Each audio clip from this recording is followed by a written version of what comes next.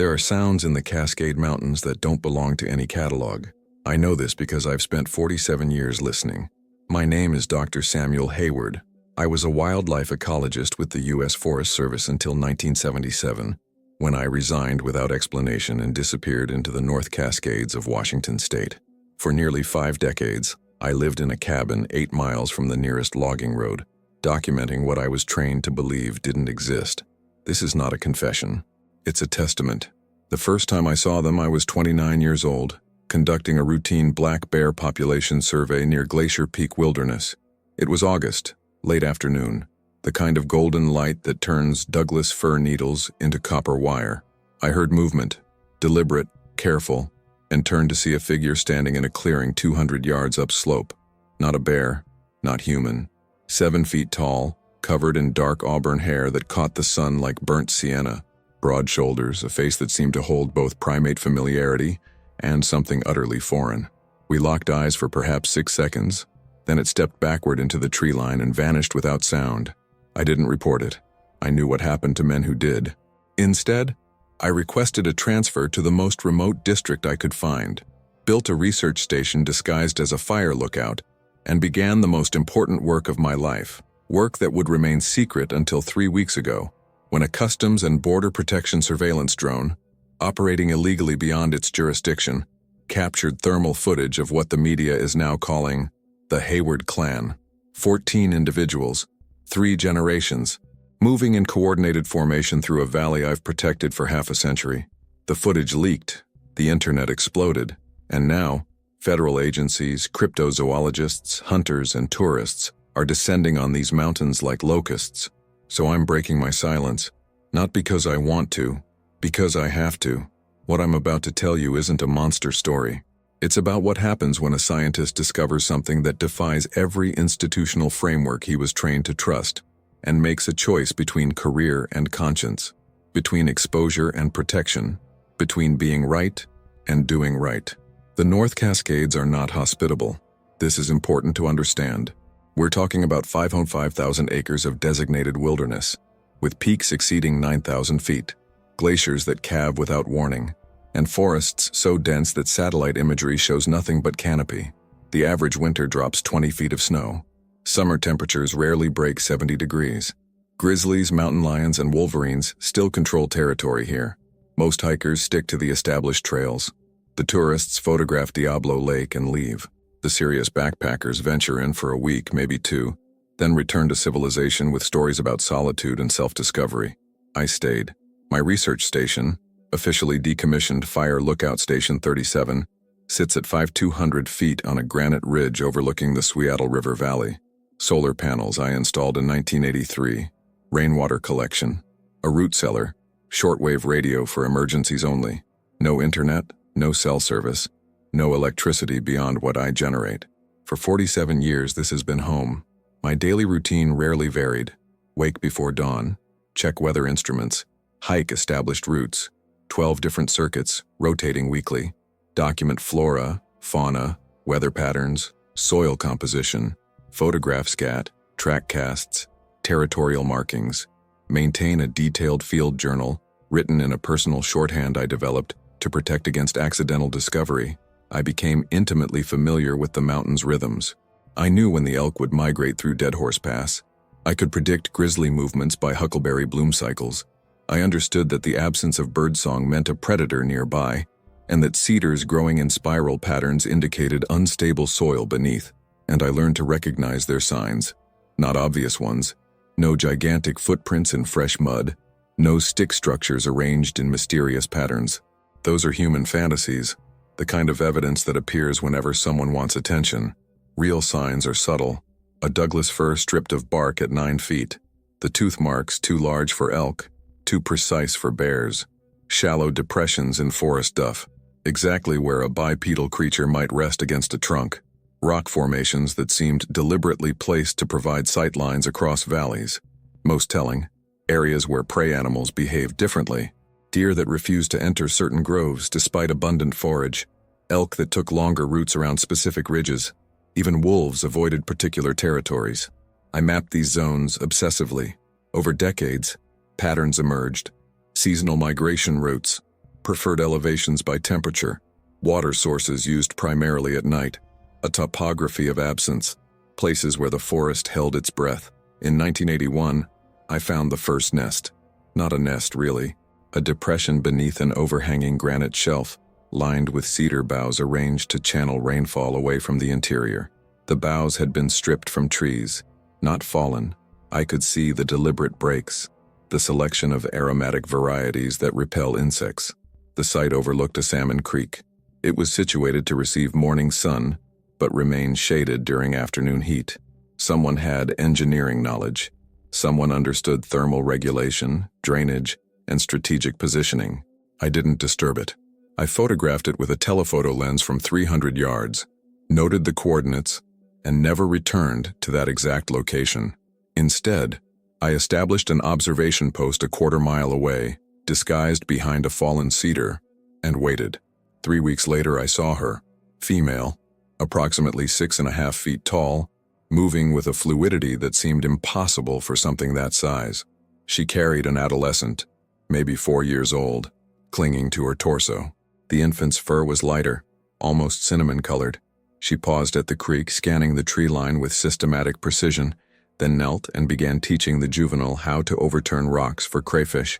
I watched through binoculars, barely breathing, as she demonstrated technique, how to approach from downstream, how to move slowly to avoid startling prey, how to pin the crayfish behind its claws.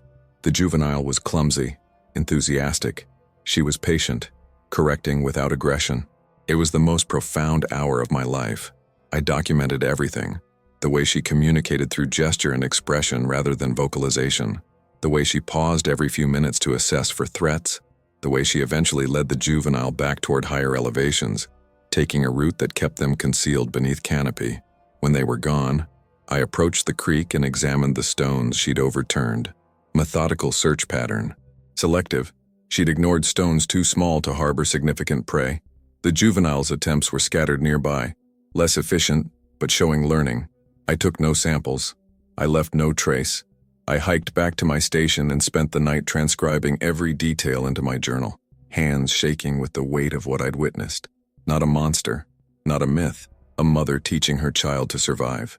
That was the moment I understood. This wasn't a research project. This was a guardianship.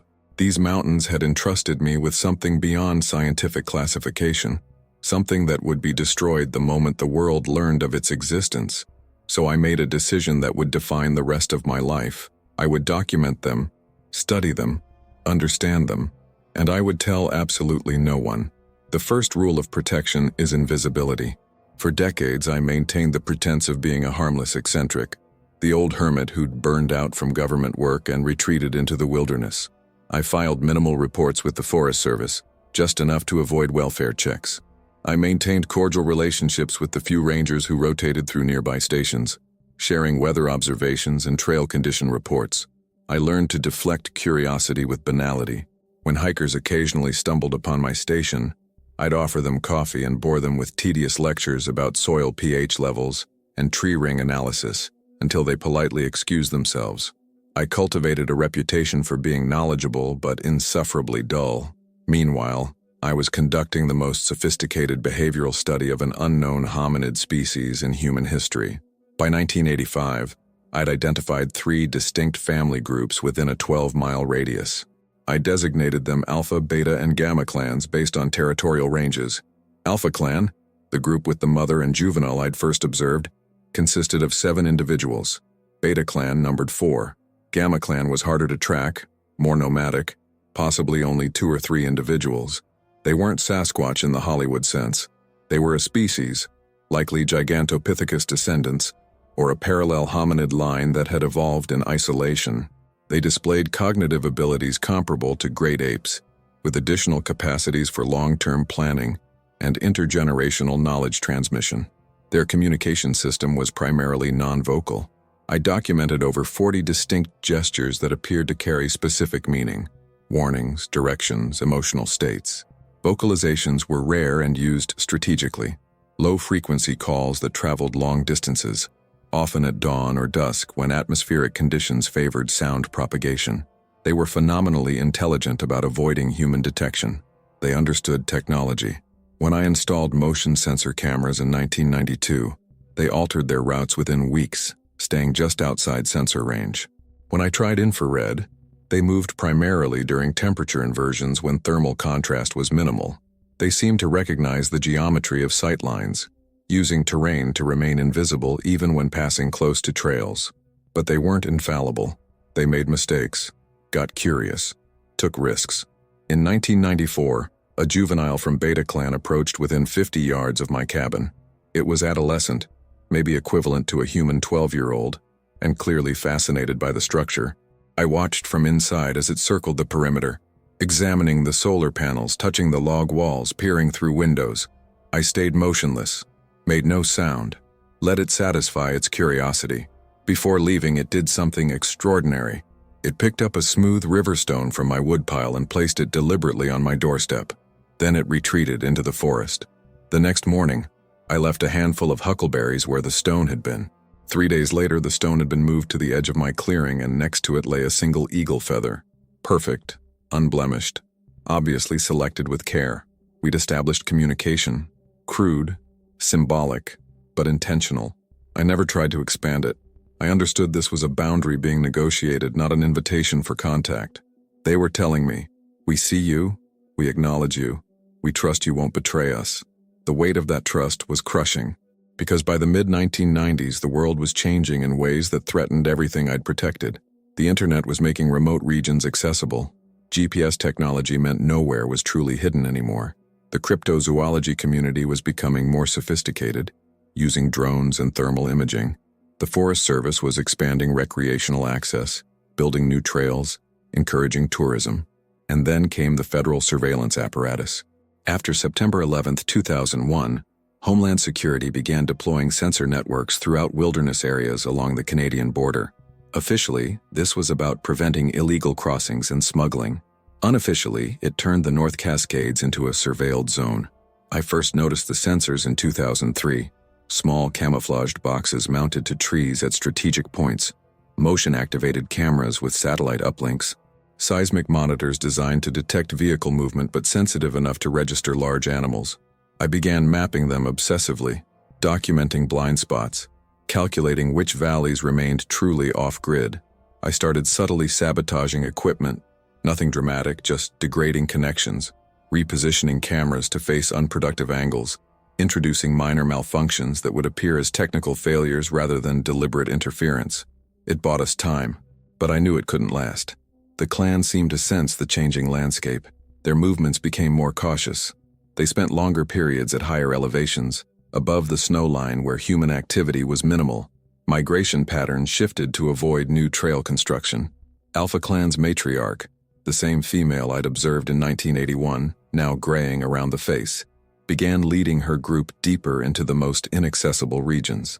I documented this with growing anxiety, knowing I was watching a species being slowly pushed toward extinction, not through direct violence, but through the simple expansion of human presence. In 2015, I turned 70. My body was failing in ways I could no longer ignore. Arthritis made long hikes agonizing. My vision was degrading. I'd had 2 minor cardiac episodes that I'd treated myself rather than seeking medical attention that would mean leaving the mountains. I began preparing for my own obsolescence. I encoded my journals, scattered backup copies in weatherproof containers throughout the range. I created a dead man's switch, a system where if I didn't check in with a specific attorney every 6 months, sealed documents would be released to select conservation organizations. But I never anticipated what happened 3 weeks ago. A Customs and Border Protection drone, operating 100 miles south of its authorized patrol zone, conducted a thermal sweep of the Seattle River Valley at dawn, during the precise 30-minute window when the clan was moving between summer and winter ranges. The footage captured 14 individuals in coordinated formation. The thermal signatures were unmistakable, bipedal, human-sized but larger, moving with purpose through terrain too rough for casual hikers. Someone leaked it. Within 48 hours, it had 10 million views. My 47 years of silence ended with a grainy infrared video and a Reddit thread. The morning I saw the footage, I was repairing a section of my water collection system. The shortwave radio crackled, something it rarely did. A voice I recognized, Junior Ranger Mills from the Darrington station. "Sam, "You need to get to a computer. There's something. You need to see this." I hiked down to the ranger station, a 3-hour walk I hadn't made in over a year. Mills had his laptop open, his face pale. He turned the screen toward me without speaking. The footage was time-stamped 5:47 a.m., 4 days prior. Aerial perspective, false color thermal imaging. The landscape was instantly recognizable. The western approach to Glacier Peak near the confluence where Milk Creek meets the Whitechuck River. And there they were, 14 heat signatures moving in staggered formation. The lead figure, unmistakably the alpha matriarch, walked point. Behind her, 2 younger adults flanked what appeared to be juveniles in the protected center. The rear was brought up by a large male I designated Alpha 1, the matriarch's probable mate. They were crossing an avalanche chute, moving quickly through exposed terrain, clearly uncomfortable with the lack of cover. The juveniles stayed tight to the adults. One of them, I recognized the gait. It was the infant I'd first seen in 1981, now a mother herself, carried something small against her chest. A newborn, maybe weeks old, 4 generations, moving with the coordination of a family that had traveled together for years, that knew each individual's capabilities, that trusted each other with survival itself. The video was 32 seconds long. In that half-minute, everything I'd protected was exposed to the world. Mills watched my face. "Sam, is that what I think it is?" I couldn't speak. I watched the footage loop 3 more times, cataloging details that only I would recognize. The way Alpha 2, the juvenile from the 1994 doorstep encounter, now a full adult, positioned herself to shield the young ones from the downslope side. The way the matriarch paused at the tree line, scanning with a precision that spoke of decades surviving in these mountains. The way they moved like a family fleeing danger. "Sam, where did this come from?" "CBP drone. Someone in the agency leaked it to a cryptozoology forum. It's everywhere. YouTube, news sites, Twitter. There are already people organizing expeditions. I've got calls from 3 different media outlets asking about access permits." I felt something break inside my chest. Not my heart, though that would come later. This was the sound of a promise shattering. A covenant I'd kept for 47 years demolished in 32 seconds of leaked surveillance footage. "I need you to do something for me," I said quietly. "Sam, listen. I need you to deny every permit request for the Seattle River drainage. Cite avalanche danger, unstable snowpack, whatever. I need you to buy me time." "Time for what?" "To fix this." Mills studied me for a long moment. He was young, maybe 35, but he'd worked these mountains long enough to recognize when something mattered. "How long have you known?" "Does it matter?" "Yeah, Sam, it does. Because if you've been sitting on evidence of the most important zoological discovery in a century, they're not a discovery. They're not a specimen. They're not a resource to be cataloged and exploited. They're people, Mills. They're a family. And if the world finds them, they're dead. Maybe not immediately. Maybe not directly. But they're dead." The certainty in my voice surprised even me. But I'd spent 47 years studying extinction dynamics. I knew exactly what happened when a rare, vulnerable species suddenly became famous. The initial scientific interest, well-meaning but invasive. The media circus. The tourists. The hunters wanting trophies. The developers seeing dollar signs. The slow, inevitable destruction of habitat and peace. Mills leaned back in his chair. "I can give you maybe 2 weeks before the regional office overrides me. After that, 2 weeks, thank you." I returned to my cabin and spent the night reviewing every journal entry, every photograph, every observation from 47 years. I was looking for solutions, but what I found was a chronicle of slow realization that protection meant anonymity, and anonymity was now impossible. The thermal footage had done something irreversible. It had transformed them from myth into tangible reality, from folklore into biology, from rumor into something that could be hunted, captured, studied, monetized. I thought about the matriarch. She would be somewhere in her late 60s now by my estimation. I'd watched her raise 2 generations. I'd seen her teach survival skills, negotiate territory disputes with Beta Clan, mourn when a juvenile from her group fell into a crevasse and didn't emerge. I'd documented her entire adult life without her knowledge. And now, because of surveillance she couldn't possibly have anticipated, that life was under threat. The irony was suffocating. I'd spent decades protecting them from discovery, and their exposure came from the very government apparatus I'd once worked for. At 3 a.m. I made a decision. I began writing. not my encoded journals. Those were for scientific posterity, for researchers who might someday need to understand what was lost. This was different. This was testimony. If the world was going to learn about them, it would be on my terms. I would control the narrative. I would tell the truth, all of it, but in a way that emphasized not their biological curiosity, but their personhood, their families, their intelligence, their right to exist undisturbed. I would give interviews. I would show carefully selected evidence. I would become the authoritative source, the gatekeeper of information, and I would lie. Strategically, deliberately, I would provide false locations. I would emphasize how rare encounters were, how vast and impenetrable these mountains remained. I would flood the zone with misinformation dressed as expertise, burying the truth in so much noise that serious searchers would become discouraged. It was a desperate plan, probably futile, but it was all I had. The next morning, 2 black SUVs appeared at the Darrington Ranger Station, federal plates, Department of Interior, with Homeland Security liaisons. They wanted to speak with me about anomalous wildlife in the region. I'd known this was coming. What surprised me was how quickly. The lead investigator was a woman in her 40s, Dr. Patricia Chen, a wildlife biologist with the U.S. Fish and Wildlife Service. She had the careful demeanor of someone who dealt with cranks and true believers, skeptical but professional. With her was a Homeland Security tech specialist named Morrison, younger, more interested in the surveillance failure than the actual footage. Mills had set up the meeting in the ranger station's conference room, a generous term for a space with a folding table and 6 chairs. They'd brought printouts of the thermal footage, frame-by-frame analysis, terrain maps with the drone's flight path marked in red. Dr. Hayward, Chen began, I've read your early work. Your dissertation on black bear denning behavior is still cited. You were considered one of the most promising field ecologists of your generation. Then you stepped back. I chose a different path for 47 years. She slid a satellite photo across the table. My cabin, marked with a red circle. You've lived here longer than almost any wilderness resident in Forest Service history. You know this terrain better than anyone alive. I know it well enough to stay alive. Morrison jumped in. The thermal signature doesn't match any known animal. Infrared analysis suggests bipedal locomotion, height range between 6 and 7 feet, body mass consistent with large primates. But there are no large primates native to North America. So I've read. Chen leaned forward. Dr. Hayward, we're not here to mock you or sensationalize this. We're here because if there's an unidentified species in these mountains, it falls under our jurisdiction to study and protect it. The Endangered Species Act. The Endangered Species Act is a framework for managing known species with documented populations, genetic analysis, and habitat requirements. You're talking about applying bureaucratic protocols to something you don't understand, can't quantify, and have no framework for protecting. Then help us build that framework.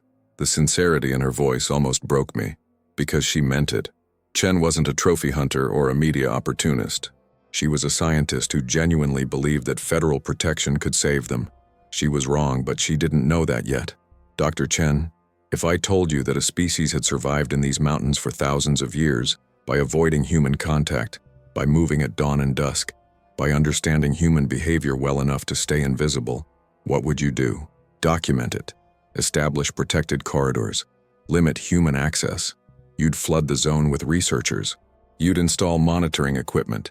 You'd create a bureaucracy of protection that would destroy the very thing you're trying to save. You'd turn these mountains into a laboratory. Morrison interjected, That's not our intent. Intent doesn't matter. Outcome matters. The moment you establish federal interest, you create a target. Every cryptozoologist, trophy hunter, and social media adventurer will descend on this region. You can't protect them from that. The Forest Service can't even keep people from leaving trash at established campgrounds. Chen's expression hardened. So your solution is what? Keep them secret? Deny the scientific community access to the most significant biological discovery in modern history? My solution is to leave them alone. That's not your decision to make. I've been making it for 47 years. The room fell silent. Morrison and Chen exchanged glances. Mills, sitting in the corner, looked uncomfortable. Chen opened a folder. We've reviewed Forest Service maintenance logs for your sector. Multiple reports of malfunctioning surveillance equipment. Cameras repositioned. Sensor malfunctions in very specific locations. The pattern is notable. My pulse accelerated, but I kept my voice steady. Equipment fails in mountain environments. Moisture, temperature fluctuations, animal interference. The failure pattern corresponds almost exactly with the thermal signature movement corridors. She pulled out a map overlaid with 2 data sets. Red zones showing surveillance failures. Blue zones showing the clan's probable migration routes. They matched with damning precision. Dr. Hayward, did you deliberately sabotage federal surveillance equipment? I met her eyes. I protected what needed protecting. Morrison stood abruptly. That's a federal crime. Destruction of government property. Obstruction. I'm 76 years old. I live in a cabin without electricity. I've got maybe 5 years left, most of them painful. You want to prosecute me, go ahead, but ask yourself what you're really accomplishing. Chen raised a hand, quieting Morrison. She studied me with what looked like genuine empathy. Dr. Hayward, Sam, I understand your protective instinct, but this is bigger than one man's judgment. If these beings exist, they deserve systematic protection under law. They deserve to be left alone. That's what they deserve. Not study, not protection, not management. They deserve to exist without being observed, cataloged, and turned into a federal project. And what happens when climate change pushes them out of their range? When wildfires destroy their habitat? Then they'll adapt or they'll die the way every species has for millions of years. But they'll do it on their own terms, not as subjects in humanity's latest attempt to control nature. Chen closed her folder. We're going to move forward with a formal investigation. We'll be establishing a research camp at the Seattle River trailhead. I'm asking you, sincerely, to cooperate. Share your knowledge. Help us do this right. And if I refuse, then you'll be interviewed under subpoena and we'll proceed without your guidance, which means we'll make mistakes. Mistakes that could harm what you've spent your life protecting. It was an elegant trap. Cooperate and betray them through participation, or refuse and watch others blunder in with even less care. I'd spent 47 years avoiding this exact moment. Give me 24 hours, I said finally. To do what? To think. Chen nodded slowly. 24 hours. Then we begin. I didn't go back to my cabin that night. Instead, I hiked into the high country, to a ridge I'd designated Observation Point 7, a granite outcropping where I'd spent hundreds of nights over the decades watching. The moon was 3 days from full, bright enough to cast shadows. Below me, the Seattle River Valley spread out in silver and black, a landscape I knew better than my own face. Every draw, every game trail, every seasonal water source. Somewhere down there, the clan was sheltering, probably at elevation now, avoiding the lower valleys where helicopter overflights and search parties would soon concentrate. The matriarch would be making decisions, calculating risks I couldn't begin to guess at.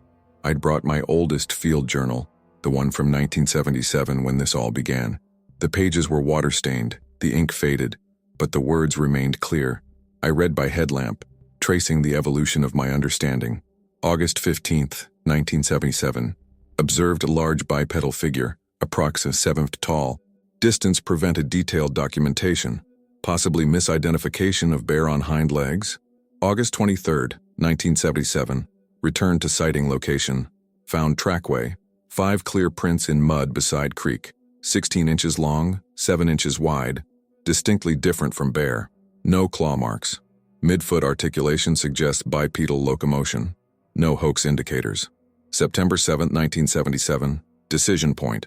Report findings or continue independent observation.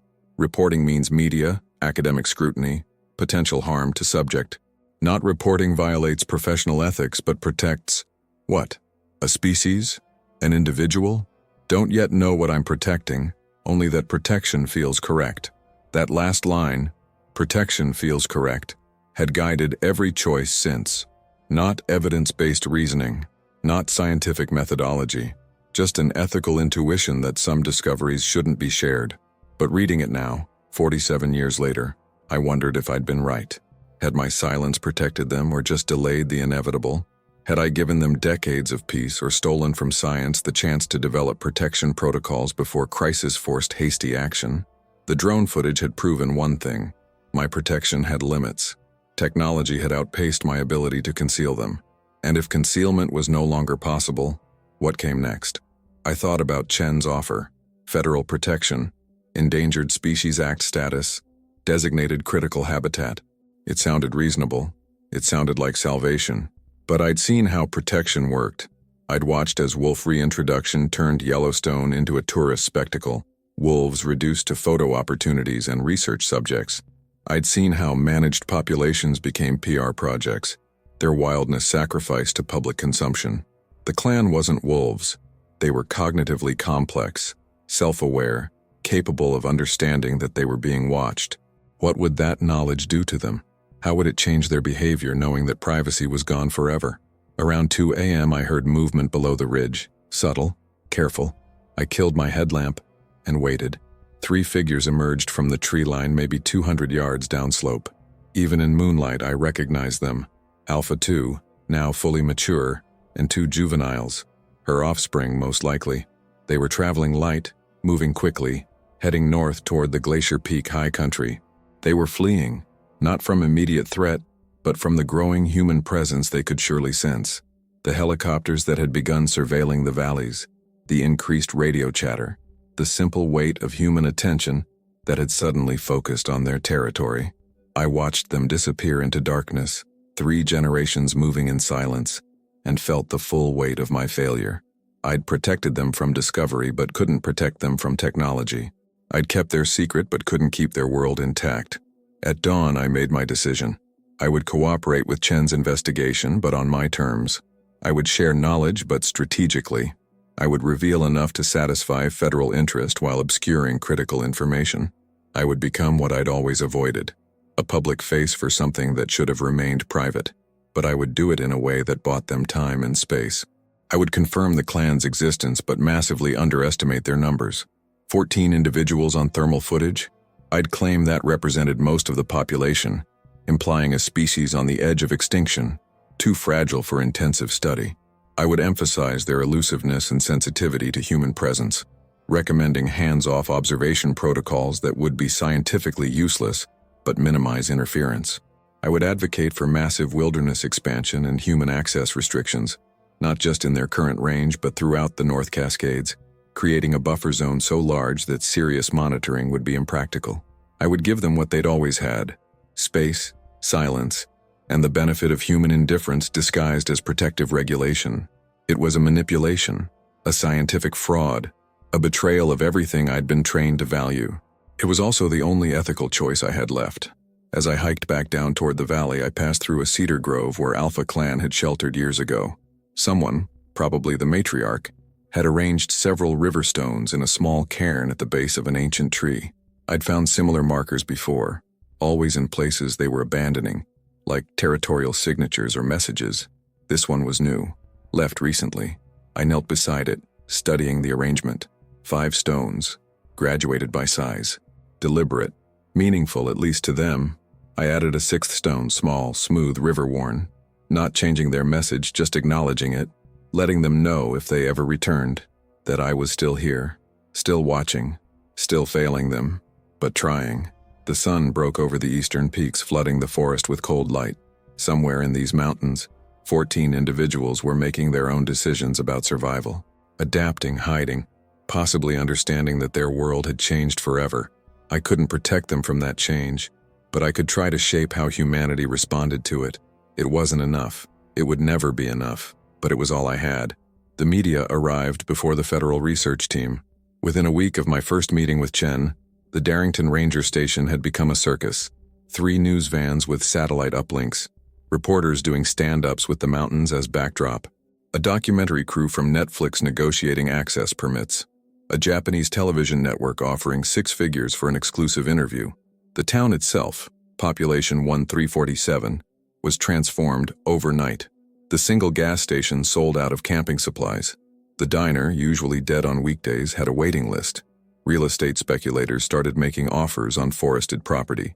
Someone registered SasquatchTours.com and began selling expedition packages. Mills called me daily with updates, his voice increasingly strained. "Sam, I've got armed groups claiming they're protecting the creatures from government interference. I've got New Age types wanting to do spiritual communication ceremonies in the wilderness. Yesterday, someone tried to fly a drone into restricted airspace. The FAA had to issue an emergency flight restriction. I'd created this. Not intentionally, But my decades of silence had built up pressure that was now exploding in every direction. The absence of information had created a vacuum that filled immediately with speculation, commerce, and chaos. Chen's federal team arrived 10 days after our initial meeting. 23 personnel, biologists, anthropologists, primatologists, medical specialists, security contractors, and support staff. They established base camp at the Seattle River trailhead with military efficiency, weatherproof tents, communications equipment, drone charging stations, a portable laboratory. Dr. Chen invited me to tour the facility. I went, mostly to assess what I was dealing with. The operation was more sophisticated than I'd feared. Motion sensor networks with AI pattern recognition, infrared cameras with facial recognition software adapted for non-human features, audio recording systems analyzing sound frequencies below normal human range, DNA sampling protocols using environmental collection, soil, water, air filters designed to capture skin cells and hair. Impressive, I said, meaning the opposite. Chen caught my tone. This is conservation biology, Sam. We need data to establish protection parameters, genetic analysis for population viability, behavioral studies for habitat requirements, medical baseline for disease susceptibility. You're turning them into a research project. We're giving them a chance at survival. Climate models suggest this region will be 2 degrees warmer by 2050. Their habitat is shrinking. Without active management, they've survived every climate shift for the last 10,000 years without active management. The world was different then. There weren't 7 billion humans competing for space. She was right, and we both knew it. The clan's survival strategy, avoidance, concealment, exploitation of human-free zones, only worked in a world with genuine wilderness. That world was disappearing, but federal management wasn't the answer. It was just a different kind of ending. Over the next week, I provided carefully curated cooperation. I showed them areas where the clan had historically traveled, all of them abandoned years ago. I shared tracking techniques, while emphasizing how rarely they worked. I discussed behavioral patterns, while stressing their unpredictability and sensitivity to observation. I played the role of helpful expert while systematically making their research as inefficient as possible. But I couldn't control the broader chaos. Cryptozoology groups organized their own expeditions. Hunters showed up with tranquilizer rifles, claiming they wanted to safely capture specimens for study. Amateur researchers filled internet forums with blurry photos and audio recordings, 95% of which were obvious fraud. The Forest Service responded by closing large sections of the North Cascades to public access. Environmental groups sued, claiming overreach. Property rights advocates countered that federal land shouldn't be closed based on cryptid speculation. Indigenous groups from the Sauk-Seattle tribe issued statements asking for respect and reminding everyone that they'd known about the tall people for generations. It was exactly the conflict-ridden disaster I'd feared. On day 12, Chen's team captured their first thermal footage. A lone figure, possibly Beta Clan's dominant male, crossing a ridgeline at dawn. The footage was seconds long, inconclusive, but enough to energize the entire operation. That night, Chen showed it to me in her field lab. "This is incredible, Sam. Do you understand what this means? We have confirmation, reproducible evidence. This moves beyond speculation into documented observation." I watched the figure on screen. Just a heat signature, really. Humanoid, but with enough ambiguity that skeptics would dismiss it as technical artifact or misidentified wildlife. But I knew that gait. I'd watched that individual for years. He'd injured his right leg in 2008, probably in a fall, and never quite recovered full mobility. The slight hitch in his stride was distinctive. I knew him. Chen saw data. "What happens now?" I asked. "We escalate observation. More cameras, expanded monitoring range. I'm requesting additional personnel. We need to establish population estimates, territorial ranges, social structure. This is going to take years, but years of surveillance, years of pressure, years of them knowing they're being watched. Sam, they're going to be watched regardless. Better that it's systematic, scientific, with preservation goals, than chaotic amateur interference. You're assuming there's a difference." She turned away from the monitor. "I know you don't trust institutions. I know you've spent half a century as a lone operator, but this is bigger than your ability to control. These beings need protection that only federal law can provide. What they need is to be left alone. That's not an option anymore." She was right. The moment the drone captured that footage, every option disappeared. The only question now was how badly this would go. I thought about the matriarch, somewhere in the high country, possibly watching helicopters and drones patrol valleys she'd traveled freely for decades, wondering what had changed, wondering if her world was ending, not wondering, knowing. 3 weeks into the federal operation, the clan disappeared entirely. No thermal sightings, no tracks, no environmental DNA, nothing. Chen's team expanded their search radius, deployed more sensors, increased aerial surveillance. They found nothing because there was nothing to find. The clan had done what they'd always done when human pressure increased. They'd vanished. But this time was different. This time, they had nowhere to vanish to. Every wilderness area in the North Cascades was now under some form of monitoring. Every major valley had cameras.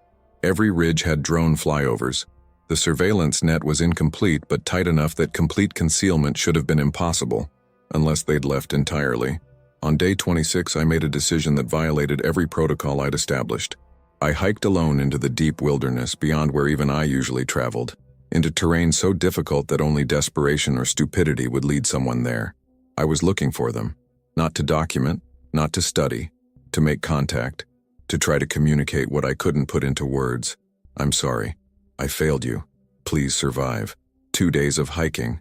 I was 76 and every step was agony. Altitude sickness at 7,000 feet. Night temperatures dropping below freezing. I ran low on supplies because I'd planned poorly, driven by urgency rather than sense. On the 3rd day I found sign. Not tracks, they were too careful for that, but a pattern of broken branches at 8 feet high, forming a line that ran along a ridgeline. A marker, possibly a warning, possibly a territorial boundary. Fresh, within days. I followed it for 6 hours until it led to a high alpine meadow, surrounded by cliffs on 3 sides, accessible only through a narrow defile that would be impassable in winter. And there, in the center of the meadow, the matriarch was waiting. I saw her from 200 yards away. She stood at the edge of a glacial tarn, utterly still, watching my approach. No attempt to hide, no retreat, just observation. I stopped 50 yards away, which felt simultaneously too close and impossibly distant. We regarded each other across space that contained 47 years of one-sided observation. She was old. I could see it in the silver throughout her coat, the way she held herself with careful balance, the scarring on her hands from decades of survival. She stood maybe 6'8", broader through the shoulders than any human, with a face that combined primate features with something distinctly other. Her eyes were amber brown, clear and direct. They held no fear, but they held judgment.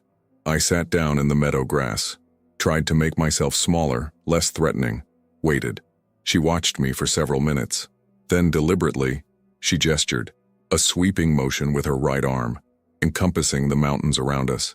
Then, both hands brought together, fingers intertwined. Then separation, hands pushed apart, forcefully. I understood. This was whole. Now, broken. I nodded slowly.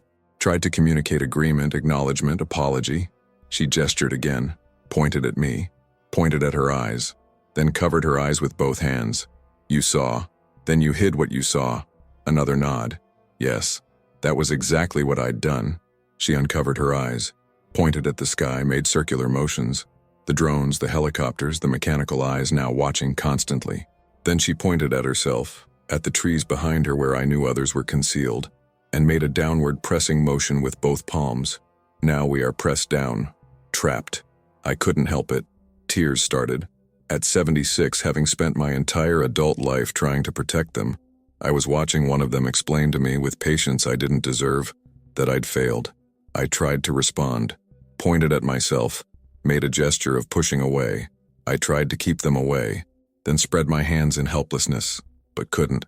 She watched this, tilted her head slightly, considering, then did something I never expected.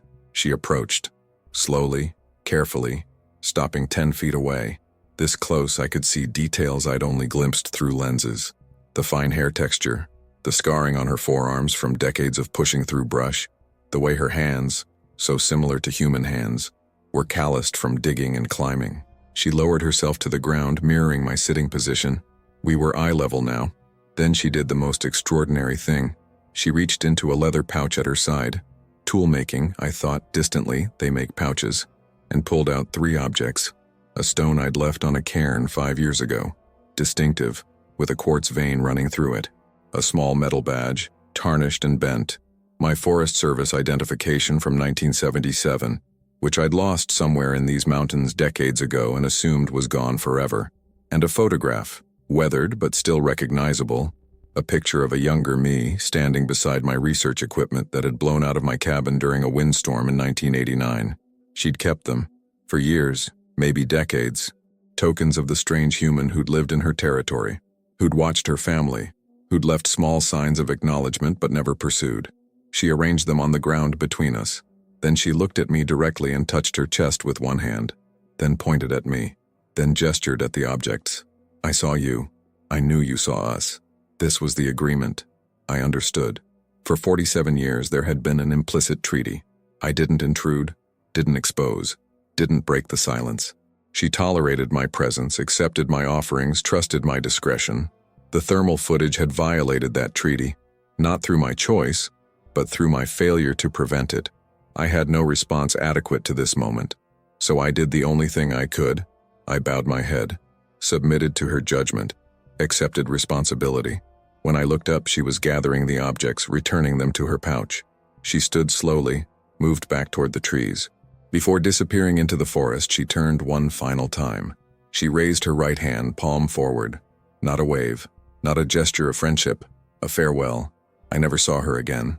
The federal investigation continued for 6 months. They found nothing conclusive. Thermal anomalies that could be explained as technical artifacts, tracks that could have been faked, audio recordings that could have been misidentified wildlife. Dr. Maimar Chen's team produced a 300-page report that concluded, evidence suggests possibility of unidentified large primate species in North Cascades region, but documentation insufficient for definitive classification. Recommend continued monitoring with expanded research protocols. In other words, they failed, not because they lacked resources or expertise, but because the clan had made a choice. They decided that survival meant leaving, not just changing valleys or moving to higher elevations, actually abandoning their ancestral territory and disappearing into whatever refuge remained. I believe they went north, into British Columbia's coast mountains, where wilderness is still measured in millions of acres and human presence is sparse. But I don't know. That's the point. They made themselves unknowable again. The media circus dissipated within a year. Netflix released a documentary that was 70% speculation, 20% my carefully edited interviews, and 10% genuine footage, none of it conclusive.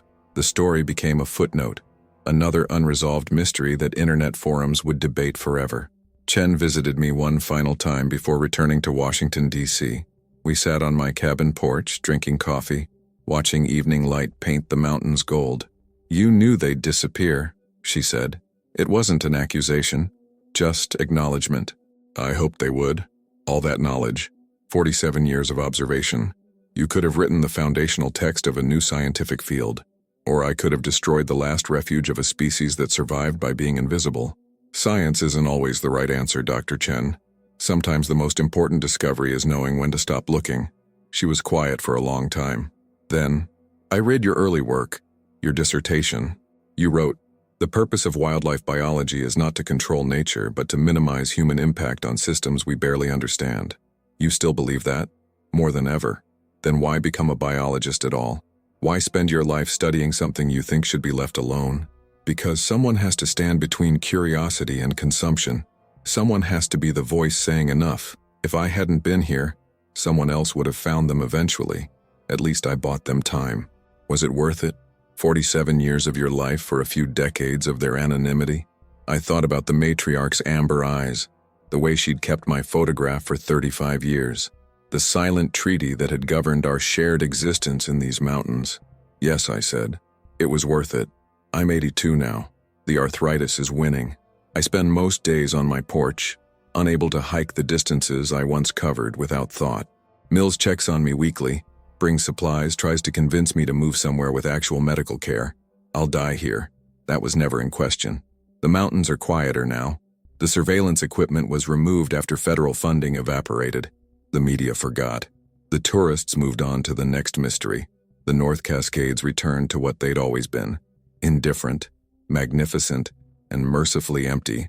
Sometimes on clear nights I look toward the northern peaks and wonder if they're out there, if the matriarch lived long enough to find new territory, if the clan found sanctuary, or if they're slowly dwindling toward extinction and hiding. I'll never know. That's the choice I made: to protect rather than document, to preserve mystery rather than solve it. People ask me sometimes, through letters forwarded by the Forest Service, if I regret not sharing everything I knew, if I feel guilty about keeping secrets from science. I don't. Because I learned something during those 47 years that universities don't teach and institutions don't value.